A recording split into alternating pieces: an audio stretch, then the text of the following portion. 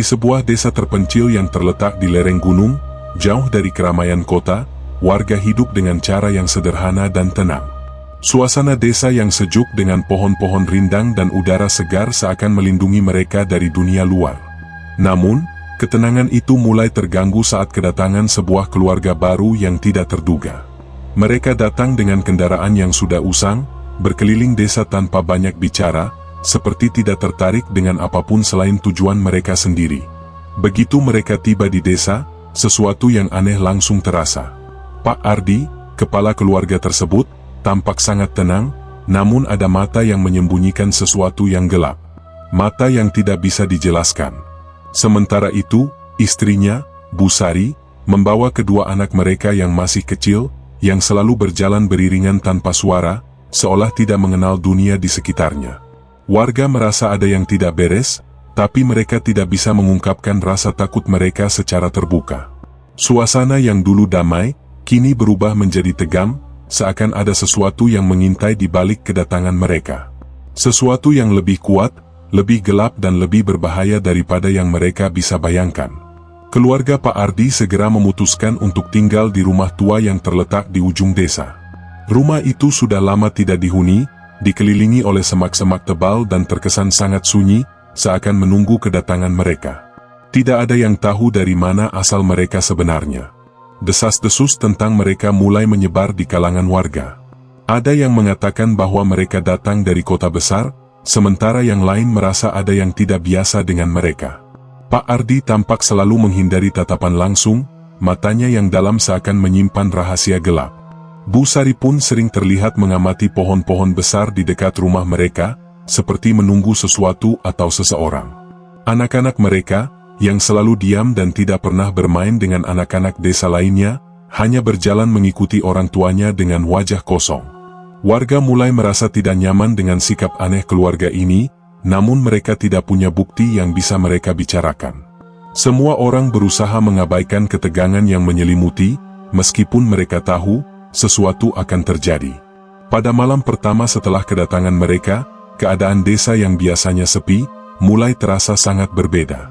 Warga melaporkan bahwa mereka mendengar suara-suara aneh yang datang dari rumah Pak Ardi. Suara seperti bisikan yang memecah kesunyian malam, seakan ada pembicaraan yang tidak bisa dipahami. Beberapa orang bahkan melihat bayangan bergerak cepat di jendela rumah itu, meskipun tidak ada siapa-siapa di dalamnya. Pada malam berikutnya, suara-suara itu semakin jelas terdengar. Ada yang mengaku mendengar teriakan seperti orang kesakitan, namun saat mereka pergi memeriksa, rumah itu tampak kosong dan gelap. Semakin banyak warga yang merasa terganggu, tetapi tidak ada yang berani mendekat. Malam demi malam, suasana menjadi semakin mencekam. Bahkan hewan peliharaan yang biasanya berkeliaran di sekitar rumah tidak berani mendekat. Semua yang ada di sekitar rumah itu seperti terpengaruh oleh sesuatu yang tak terlihat dan setiap malam, udara di sekitar rumah Pak Ardi semakin terasa berat, seperti ada sesuatu yang menekan. Tidak lama setelah itu, kejadian-kejadian aneh mulai muncul di desa. Hewan ternak mulai hilang tanpa jejak. Sapi yang biasanya merumput dengan damai, tiba-tiba menghilang pada malam hari. Ada yang mengatakan bahwa mereka mendengar suara rantai yang bergerak di tengah malam, tetapi saat mereka memeriksa, tidak ada apapun. Selain itu, ladang yang biasanya subur dan menghasilkan panen yang baik, mulai menunjukkan tanda-tanda kematian. Tanaman yang sebelumnya hijau subur, tiba-tiba layu dan tanah menjadi keras dan kering meskipun sudah diguyur hujan. Warga mulai merasa ketakutan dan mereka mulai berpikir bahwa kejadian-kejadian aneh ini mungkin terkait dengan keluarga Pak Ardi. Mereka tidak bisa menjelaskan mengapa hal ini terjadi, tetapi saat mereka melihat Pak Ardi dan keluarganya, mereka merasakan aura yang tidak wajar. Mereka tampak begitu tenang, seolah tidak terpengaruh oleh apapun yang terjadi. Keheningan di sekitar mereka seperti menjadi semakin nyata dan desa mulai terasa seperti terperangkap dalam kekosongan yang mencekam. Semua kejadian ini puncaknya terjadi pada malam yang sangat gelap. Pak Joko, salah satu warga yang terkenal pemberani, merasa terganggu oleh semua hal yang terjadi. Dengan tekad yang kuat, dia memutuskan untuk menyelidiki rumah Pak Ardi dan mencari tahu apa yang sebenarnya terjadi. Dia membawa lampu petromas untuk penerangan dan saat ia berjalan menuju rumah itu, udara terasa semakin berat, hampir seperti ada yang menarik-narik tubuhnya ke dalam kegelapan. Ketika Pak Joko mendekat, ia merasa ada sesuatu yang menghalangi langkahnya. Matanya tertuju pada jendela rumah Pak Ardi dan untuk sesaat, ia melihat bayangan tinggi gelap yang bergerak di dalam rumah. Bayangan itu tampak bergerak cepat, menyelubungi seluruh ruangan. Pak Joko merasa tubuhnya seperti beku, tidak bisa bergerak, hanya bisa menatap bayangan itu yang semakin dekat. Tiba-tiba, dengan secepat kilat, bayangan itu muncul di depan jendela, seakan menatap langsung ke arah Pak Joko. Dengan ketakutan yang luar biasa, Pak Joko berlari secepat mungkin, melarikan diri dari rumah itu dan tidak pernah kembali ke sana lagi. Dia pulang dengan napas terengah-engah, wajahnya pucat pasi dan suara gemetar saat ia berkata, "Ada sesuatu di sana, sesuatu yang bukan manusia." Ketakutan mulai melanda seluruh desa dan teror dari keluarga Pak Ardi baru saja dimulai. Keesokan harinya, pertemuan darurat diadakan di balai desa. Warga berkumpul dengan wajah cemas, mereka saling berbicara dengan suara rendah, membahas ketakutan yang semakin memuncak. Pak Darman, seorang kakek bijak yang sudah lama tinggal di desa tersebut, menyarankan untuk mengungkapkan misteri yang sedang menyelimuti desa mereka. Ia duduk di kursi depan, dengan tatapan yang dalam dan penuh makna. Dengan suara yang berat, Pak Darman menceritakan kisah lama yang pernah didengarnya dari orang tua zaman dahulu. Ia bercerita tentang suku Bunian, makhluk halus yang dipercaya hidup berdampingan dengan manusia di alam yang terpisah, namun tetap saling terhubung. Menurut cerita itu, Bunian adalah makhluk yang menjaga keseimbangan alam dan sangat melindungi tempat-tempat suci mereka. Dalam beberapa kasus, jika manusia melanggar wilayah mereka atau merusak tempat suci tersebut, Bunian akan menuntut balas dengan cara yang sangat kejam. Pak Darman melanjutkan, keluarga Pak Ardi adalah keturunan dari Bunian yang datang untuk menuntut balas atas kesalahan yang dilakukan nenek moyang kita. Mereka datang untuk memberi peringatan dan jika kita tidak menyelesaikan kesalahan itu, mereka akan menghancurkan kita satu persatu. Warga terdiam mendengar penjelasan itu. Ketakutan mulai merayapi hati mereka, menyadari bahwa mereka tidak berhadapan dengan manusia biasa, tetapi dengan sesuatu yang jauh lebih kuat dan tak bisa mereka lawan. Pak Darman melanjutkan ceritanya, kali ini dengan lebih tegas. Dahulu, nenek moyang kita pernah merusak tempat suci yang terletak di hutan yang sekarang kita sebut tempat terlarang. Mereka tidak tahu bahwa itu adalah wilayah yang sangat sakral bagi Bunian. Mereka memotong pohon-pohon besar dan membangun rumah di atas tanah yang seharusnya tidak boleh diganggu. Sejak saat itu, Bunian mengutuk desa ini, menunggu saat yang tepat untuk mengambil balasannya. Dan kini, saat keluarga Pak Ardi datang, itu adalah pertanda bahwa waktu itu telah tiba. Penjelasan Pak Darman membuat seluruh warga merasa cemas dan bingung. Mereka tidak tahu bagaimana cara membalikkan kutukan yang telah terjadi. Warga desa yang sebelumnya tidak percaya pada cerita-cerita gaib, kini mulai merasa ketakutan dengan kenyataan yang ada di depan mata mereka. Sejak saat itu, mereka mulai menyadari bahwa kedatangan keluarga Pak Ardi bukanlah kebetulan, melainkan sebuah peringatan dari dunia lain yang mengingatkan mereka akan kesalahan masa lalu yang tidak bisa dihindari. Seiring berjalannya waktu, teror yang menghantui desa semakin menjadi-jadi. Setiap malam, suara-suara aneh kembali terdengar dari rumah Pak Ardi. Namun kali ini, suara itu bukan lagi sekadar bisikan, melainkan suara keras seperti teriakan kesakitan yang datang dari dalam rumah. Warga desa yang berani mendekat mengatakan bahwa mereka melihat cahaya kemerahan yang berkilau dari balik jendela rumah tersebut. Suasana semakin mencekam ketika beberapa warga mulai melihat penampakan-penampakan misterius di jalan-jalan desa pada malam hari. Ada yang melaporkan melihat sosok tinggi dan ramping dengan pakaian putih bersinar, berjalan tanpa suara. Namun ketika mereka mencoba mendekat, sosok itu menghilang begitu saja, seperti kabut yang tersapu angin. Beberapa warga yang mencoba melaporkan kejadian ini kepada pihak berwajib, malah mendapat perlakuan yang aneh. Petugas polisi yang datang ke desa merasa ada sesuatu yang menghalangi mereka untuk mendekati rumah Pak Ardi. Mereka berkata bahwa mereka merasa seperti ditarik ke dalam kegelapan dan tak mampu mengontrol langkah mereka. Keanehan-keanehan itu semakin intens dan tidak ada satupun yang bisa menjelaskan apa yang sedang terjadi di desa ini. Ketakutan mulai menguasai setiap sudut desa. Warga yang dulunya saling menyapa dengan ramah, kini mulai saling menjam. Tidak ada yang berani keluar pada malam hari dan mereka selalu menutup jendela rapat-rapat, berharap bisa terlindung dari teror yang datang tanpa peringatan.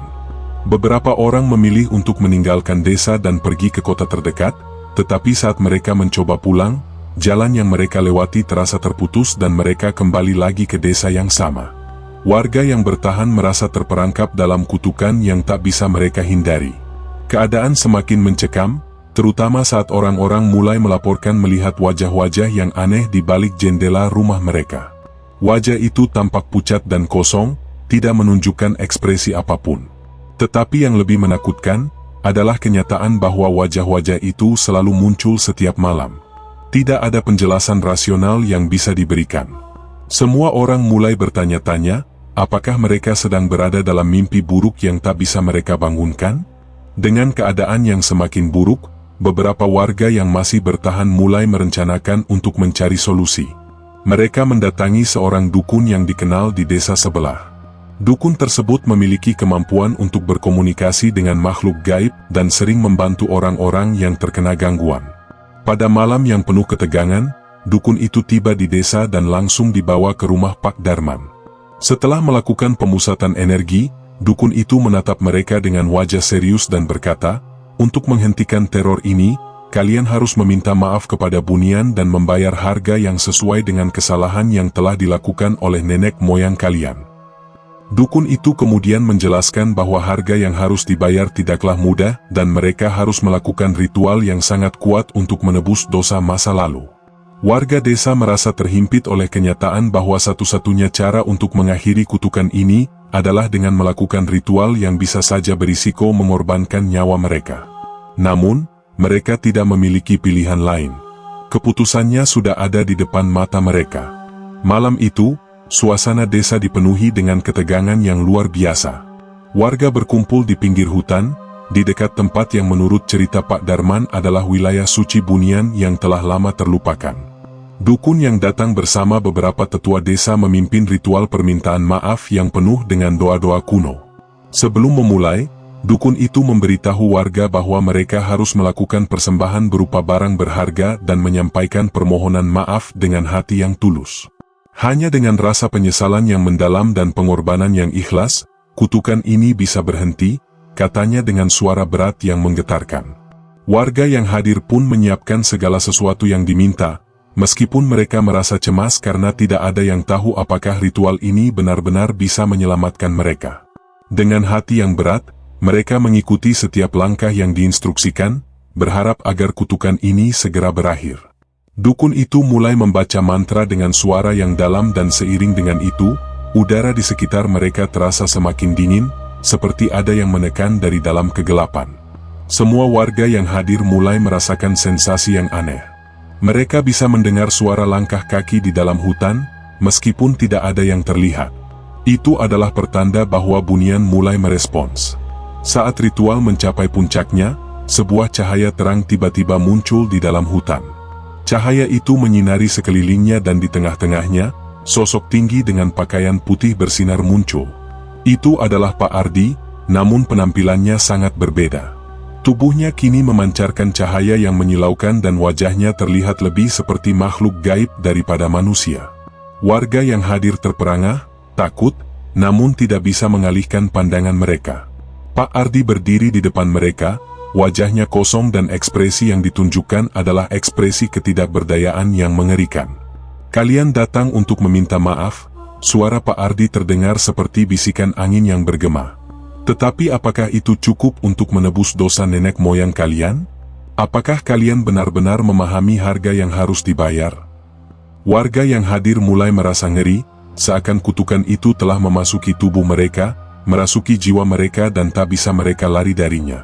Pak Ardi kemudian mengangkat tangan dan tiba-tiba angin kencang bertiup, merobek dedaunan dan menggulung tanah. Semua orang merasakan tekanan yang luar biasa dan beberapa dari mereka hampir jatuh ke tanah karena ketakutan. Itulah saat mereka menyadari bahwa ini bukan sekadar ritual biasa, ini adalah ujian hidup dan mati. Pak Ardi menggerakkan tangannya dengan cepat dan suasana berubah. Dari balik bayangannya, muncul sosok-sosok lain yang tidak bisa dijelaskan oleh akal sehat. Mereka terlihat seperti makhluk tinggi, dengan tubuh berbalut cahaya yang membuat mereka tampak seperti bayangan. Masing-masing makhluk itu mendekati warga desa satu persatu, mengamati mereka dengan tatapan kosong yang dalam. "Kalian harus memilih," suara Pak Ardi kembali terdengar. "Seseorang harus menggantikan posisi kami untuk menjaga keseimbangan dunia ini. Seseorang harus mengorbankan dirinya untuk melindungi desa kalian, untuk memastikan bahwa tidak ada lagi yang akan mengganggu dunia bunian." Warga desa terdiam, tak tahu harus berbuat apa. Mereka tahu bahwa makhluk yang mereka hadapi bukan lagi manusia, tetapi entitas yang sangat kuat dan misterius. Suasana hening dan ketakutan semakin memuncak. Semua orang saling berpandangan, tidak tahu siapa yang harus mengorbankan diri. Mereka merasa tidak siap, namun mereka tahu, jika tidak ada yang rela berkorban, kutukan itu akan menghancurkan mereka semua. Di tengah keheningan yang mencekam, seorang pemuda muda bernama Andi, yang dikenal sebagai anak yang sangat berani dan penuh semangat, maju ke depan. Matanya penuh tekad dan rasa tanggung jawab yang luar biasa. Dengan suara tegas, Andi berkata, "Saya akan menggantikan mereka. Saya rela mengorbankan diri saya untuk melindungi desa ini. Ini adalah harga yang harus dibayar."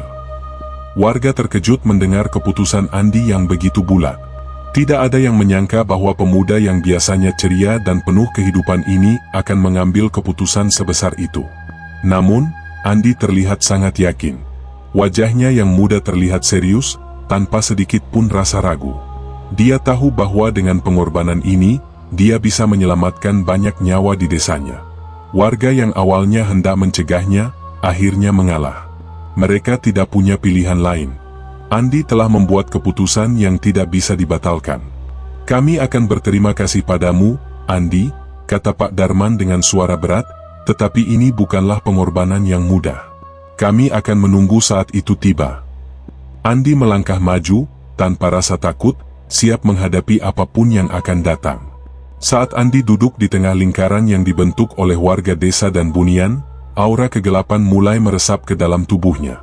Dukun itu memimpin ritual dengan suara yang semakin keras dan saat mantra terakhir diucapkan, tubuh Andi mulai bergetar. Seperti ada kekuatan yang tidak terlihat menariknya ke dalam tanah. Warga desa yang hadir bisa merasakan ada kekuatan besar yang mengalir melalui tubuh Andi. Dalam sekejap, tubuh Andi terangkat ke udara dan cahaya yang sangat terang menyelimuti tubuhnya.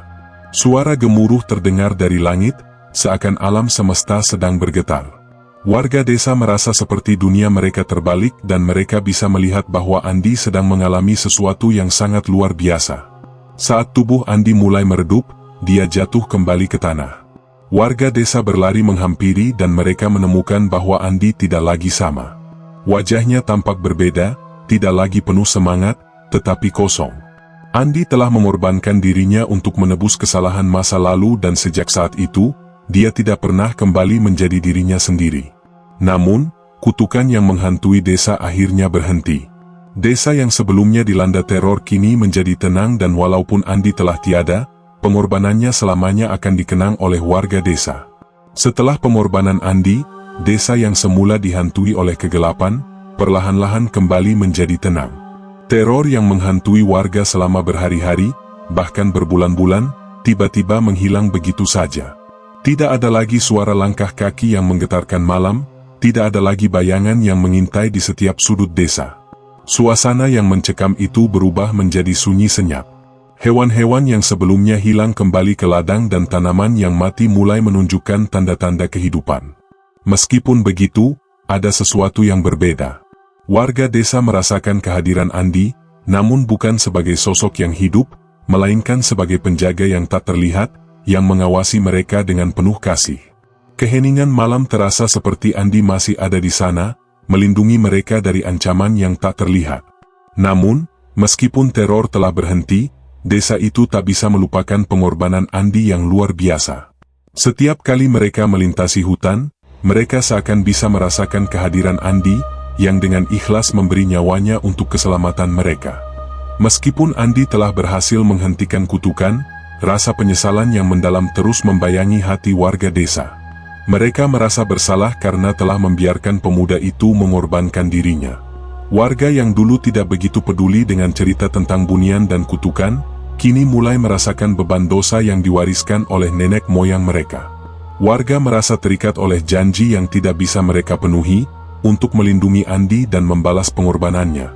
Namun, mereka tahu bahwa hidup mereka telah berubah selamanya. Setiap kali mereka berkumpul, mereka akan menceritakan kisah Andi, seorang pemuda yang penuh semangat dan keberanian, yang rela mengorbankan nyawanya demi kedamaian desanya. Mereka tak bisa mengubah apa yang telah terjadi, tetapi mereka bertekad untuk menghormati pengorbanan Andi dengan cara menjaga desa mereka dengan lebih bijaksana, menghormati alam dan menjaga keseimbangan yang pernah rusak. Desa yang dulu sepi kini menjadi lebih hidup, namun dalam keheningan yang berbeda. Warga kembali menjalani kehidupan mereka seperti biasa, tetapi dengan rasa syukur yang lebih mendalam. Mereka memulai rutinitas mereka dengan lebih hati-hati, menghargai setiap detik yang mereka jalani, karena mereka tahu bahwa hidup mereka berharga. Namun, meskipun kehidupan kembali berjalan normal, ada rasa kosong yang tak terhapuskan di hati setiap orang. Setiap kali mereka melintas di tempat-tempat yang dulu dihantui oleh teror, mereka teringat pada Andi. Warga desa memutuskan untuk membuat sebuah monumen kecil di tepi hutan sebagai penghormatan untuk Andi, dengan tulisan yang berbunyi, "Demi kedamaian yang terbeli dengan pengorbanan." Mereka berharap monumen ini akan menjadi pengingat bagi generasi mendatang, bahwa keberanian dan pengorbanan seseorang bisa mengubah nasib sebuah desa dan membawa kedamaian setelah penderitaan panjang. Warga desa percaya bahwa meskipun Andi telah meninggal, jiwanya tetap hidup di antara mereka. Beberapa dari mereka mengatakan bahwa mereka masih bisa merasakan kehadiran Andi, terutama ketika mereka membutuhkan perlindungan atau bimbingan. Warga desa percaya bahwa Andi kini menjadi bagian dari alam yang lebih besar, menjaga keseimbangan antara dunia manusia dan dunia bunian. Cerita tentang Andi menjadi legenda yang diceritakan dari mulut ke mulut, diwariskan dari generasi ke generasi. Andi bukan hanya dianggap sebagai pahlawan desa, tetapi sebagai simbol pengorbanan dan keberanian. Setiap kali ada masalah atau ancaman, warga desa akan berdoa kepada Andi, meminta perlindungan dan kedamaian. Mereka merasa bahwa meskipun tubuh Andi telah tiada, semangatnya tetap ada di tengah mereka, menjaga desa dan orang-orang yang mereka cintai.